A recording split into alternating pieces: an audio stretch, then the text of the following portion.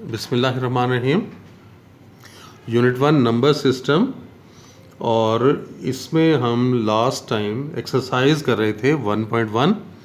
हम उसी को आज कंटिन्यू करेंगे। एक्सरसाइज 1.1 और क्वेश्चन नंबर 6 का सेकंड पार्ट। इसको आपने सिंप्लीफाई करना है। 1/4 + 1/5 डिवाइडेड बाय 1/4 - 1/5। आप लॉजिक वही जहन में रखें, एलसीएम वाली लॉजिक है। इन दो का एलसीएम कितना आता है? 20 आता है ना। तो ऊपर और नीचे 5 से मल्टीप्लाई करेंगे, यहाँ ऊपर और नीचे 4 से मल्टीप्लाई करेंगे। आपने ये स्टेप के ना वो भी लिखना है। ये 1 × 5, 4 × 5, यहाँ पे 1 × 4 और ये 5 × 4। डिनोमिनेटर में भी यही करेंगे। 1 × 5, 4 × 5 प्लस माइनस 1 × 4 और 5 × 4। कौन सा है ये? गोल्डन रूल ऑफ फ्रैक्शन, कि ये फ्रैक्शन का गोल्डन रूल आपने अप्लाई किया। अब ये न्यूमरेटर में क्या बन गया? 5/20 प्लस 4/20 डिवाइडेड बाय 5/20 माइनस 4/20। और इसको क्या लिखेंगे? 1/20 करके ज़्यादा करें इसमें से। इसको ऐसे लिख लें, 1/20 इंटू 5 और ये 1/20 इंटू 4। फिर ये हो गया 1/20 इंटू 5 माइनस 1/20 इंटू 4। अब डिस्ट्रीब्यूटिव लॉ लगाते हुए 1/20 इसमें से बाहर निकाल लें। तो 1/20 डॉट 5 + 4, और नीचे भी 1/20 डॉट 5 - 4। ये आपने न्यूमरेटर और डिनोमिनेटर दोनों पे डिस्ट्रीब्यूटिव लॉ अप्लाई किया है। तो डिस्ट्रीब्यूटिव लॉ अप्लाई करने के बाद आपके पास ये फॉर्म आ गई। और इसको आप देख सकते हैं कि आप थोड़ा सा इस तरह लिख लें। ये देखें, ये वाला 1/20 ये आ गया, और नीचे जो 1/20 है इसको ऐसे लिख सकते हैं, 1 डिवाइडेड बाय 1/20। ये ऊपर वाला 1/20 ये है, और नीचे वाला 1/20 ये है। और 5 + 4 9, और ये 5 - 1, 5 - 4 1। और ये क्या है? ये तो एक दूसरे के मल्टीप्लिकेटिव इन्वर्स हैं। तो ये दो कैंसिल होके, आपने क्रॉस नहीं करना। क्रॉस करेंगे तो नंबर भी क्रॉस हो जाएंगे। ये आपने अलजबरा नहीं इस्तेमाल कर रहे कि 2 × 1/2 में यूँ नहीं कर देना। आपने ऐसे नहीं कर देना कि ये अलजबरा में आप करते हैं ऐसा। ये प्रॉपर्टी के थ्रू बता रहे हैं आप कि ये दोनों एक दूसरे के इन्वर्स हैं। जब इन्वर्स हैं तो यहाँ पे 1 आ जाएगा, 1 × 9। और रीज़न क्या देंगे? Multiplicative inverse.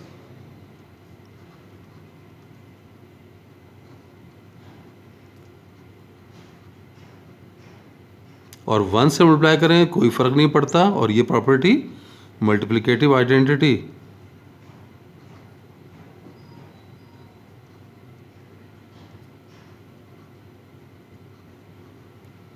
तो ये मल्टीप्लिकेटिव आइडेंटिटी।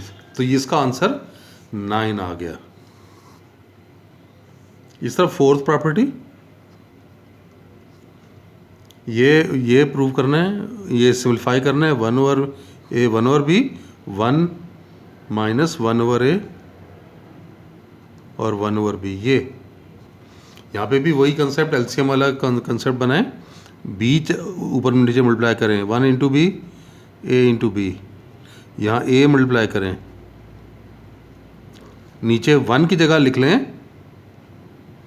1/ab × ab, और ये 1/ab ये मल्टीप्लाई करके लिखा। अब इसमें से 1/ab ये पहले इसको लिख लें।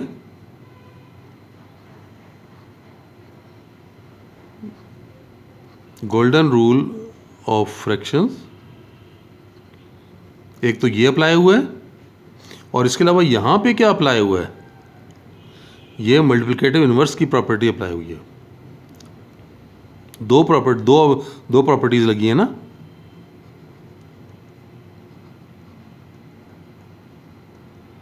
मल्टीप्लिकेटिव इन्वर्स, ऊपर गोल्डन रूल लगा है और ये नीचे मल्टीप्लिकेटिव इन्वर्स। अब इसमें से 1/AB आप अलग करें, ये देखें ये 1/AB, तो ये बना B माइनस ए। नीचे भी 1/AB अलग करें तो ये आपके पास आया AB माइनस 1। अब बिल्कुल उसी पैटर्न पे ये जो किया था हमने, ये देखें, ये एक दूसरे का रेसिप्रोकल आप बना लें यहाँ पे। तो ये रेसिप्रोकल बना के कैसे लिख सकते हैं, ये देखें, ये 1/AB और नीचे वाले को लिखेंगे 1/1/AB और ये आ गया B माइनस ए और नीचे AB माइनस 1। ये कैंसिल हो जाएंगे, ये 1 आ गया, 1 इंटू B माइनस ए ओवर AB माइनस 1।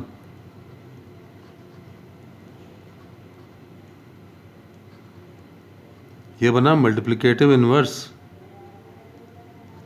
और 1 मल्टीप्लाई करने से कोई फर्क नहीं पड़ता और इसका नाम है मल्टीप्लिकेटिव आइडेंटिटी।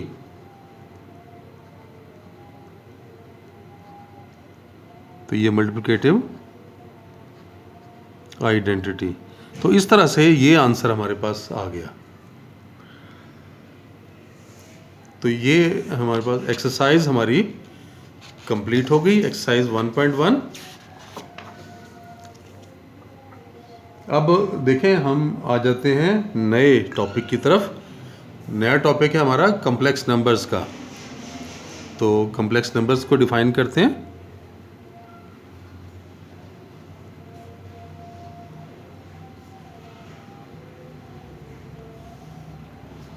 इसके लिए आप ये देखें कि आयोटा का कंसेप्ट आपको मालूम होना चाहिए कॉम्प्लेक्स नंबर के लिए, कि square root of -1, square root of -1 जब भी आएगा उसके लिए हमने एक सिंबल इस्तेमाल कर लिया है, ये आई, इसे आयोटा कहते हैं। इसे पढ़ते हैं IOTA, iota.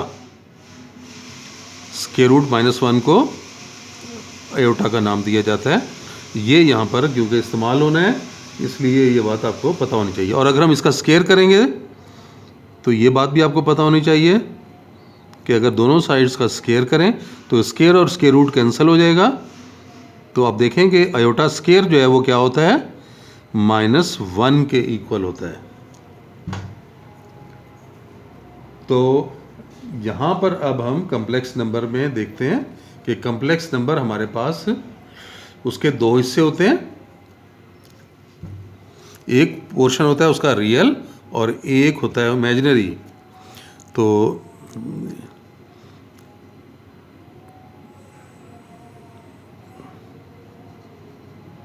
complex number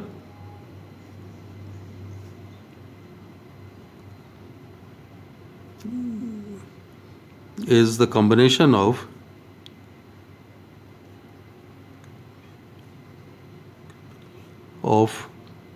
two parts.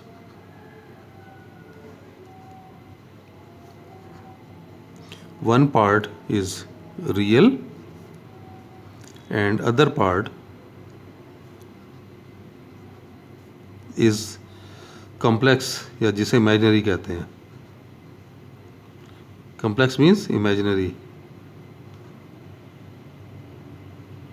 कि एक पार्ट उसका रियल होता है और एक पार्ट उसका इमेजिनरी होता है।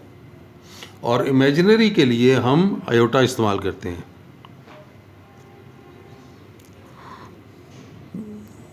अब z अगर हम लेते हैं कॉम्प्लेक्स नंबर और इसे हम कहते हैं कि a plus iota b, where a b both belongs to r, कि अगर a और b दोनों रियल नंबर हैं तो इसमें ये जो आयोटा है ये इंडिकेट करता है कि ये वाला हिस्सा इमेजिनरी है और विदाउट आयोटा जो हिस्सा है वो रियल है। तो इसको हम ऐसे भी लिख सकते हैं, real part of z is a और इमेजिनरी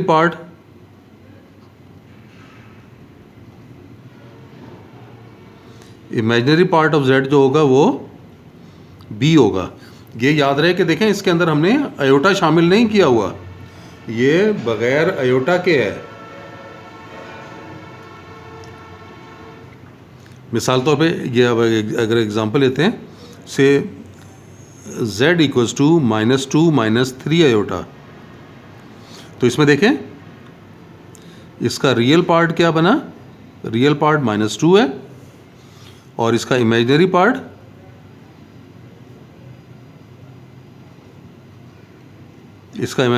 -3 है, आयोटा नहीं है शामिल। तो ये हमें यहाँ पे ये बात पता चली। अब इस कॉम्प्लेक्स नंबर का कॉन्जुगेट फिर देख लें, conjugate of complex number.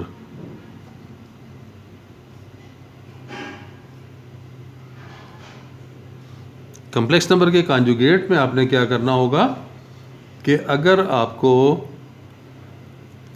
Number दिया हुआ है, let z equals to a plus iota b, then conjugate of z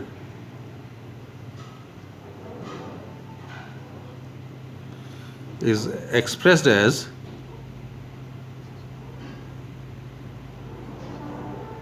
देखें एक तो z के ऊपर ये बार लग जाता है, ये बार शो करता है कि ये कॉम्प्लेक्स नंबर का कॉन्जुगेट है। तो इसी तरह से ये a प्लस आयोटा b के ऊपर भी बार लगाएंगे और जब बार लगता है तो ये कॉम्प्लेक्स नंबर में आयोटा के साइन को चेंज कर देता है। यहाँ पे आयोटा के साथ अगर प्लस का साइन है तो ये माइनस हो जाएगा और अगर माइनस है तो प्लस हो जाएगा, यानी इसको ऐसे लिख सकते हैं a माइनस आयोटा b। तो ये इस z का कॉन्जुगेट कहलाएगा। अगर ये ऑलरेडी माइनस होता तो फिर इसे हम प्लस करके लिख लेते हैं कॉन्जुगेट में। कॉम्प्लेक्स नंबर को फिर ऑर्डर्ड पेयर की फॉर्म में भी लिखते हैं।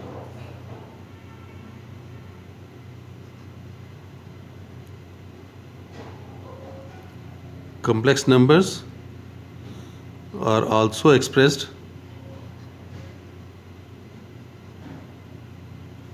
as ordered pairs.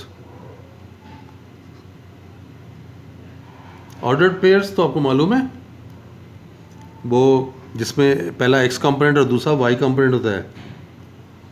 यानी अगर ये z है हमारे पास, कि z अगर दिया हुआ है a प्लस आयोटा b, तो ऑर्डर्ड पेयर की फॉर्म में अगर लिखना चाहें तो ऐसे लिखेंगे, ये पहला हिस्सा a फिर कॉमा और फिर दूसरा हिस्सा b।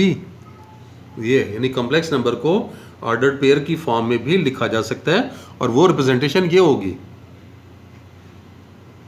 इसमें देखें आयोटा नहीं इस्तेमाल हुआ। ऑर्डर्ड पेयर जब आप लिखेंगे तो विदाउट आयोटा है। ये अंडरस्टूड है कि जो इसका दूसरा कंपोनेंट होगा ये इमेजिनरी है। पहला एक कंपोनेंट रियल और दूसरा इमेजिनरी कहलाएगा। और मज़ीद इसको आप देख लें कि हम इसकी डिफरेंट प्रॉपर्टीज़ हम बना सकते हैं, लेकिन हम साथ साथ वो करते चले जाएंगे जहाँ जहाँ पर भी ये यूज़ होंगी वो प्रॉपर्टीज़। इसमें एक बात आप और याद रख लें कि अगर हम किसी कॉम्प्लेक्स नंबर का मॉड लेना चाहें तो वो मॉड भी निकाला जा सकता है। यानी mod of a complex number, या जिसे एब्सोल्यूट वैल्यू कहते हैं ना, वो भी हम बता सकेंगे कि उसकी एब्सोल्यूट वैल्यू कैसे निकलती है। तो ये कॉम्प्लेक्स नंबर के बारे में ये थोड़ी सी इंफॉर्मेशन मैंने आपको दी आज। तो इंशाल्लाह नेक्स्ट लेक्चर में मज़ीद कॉम्प्लेक्स नंबर को फर्दर डिटेल में डिस्कस करेंगे। इसके कॉम्प्लेक्स नंबर की बात भी करेंगे, मॉड की बात भी करेंगे और इसकी हम ज्योमेट्रिकल रिप्रेजेंटेशन भी देंगे और एब्सोल्यूट वैल्यू निकालेंगे। चलें, आज के लिए इतना ही। इंशाल्लाह नेक्स्ट लेक्चर में फिर मिलते हैं। अल्लाह हाफिज़।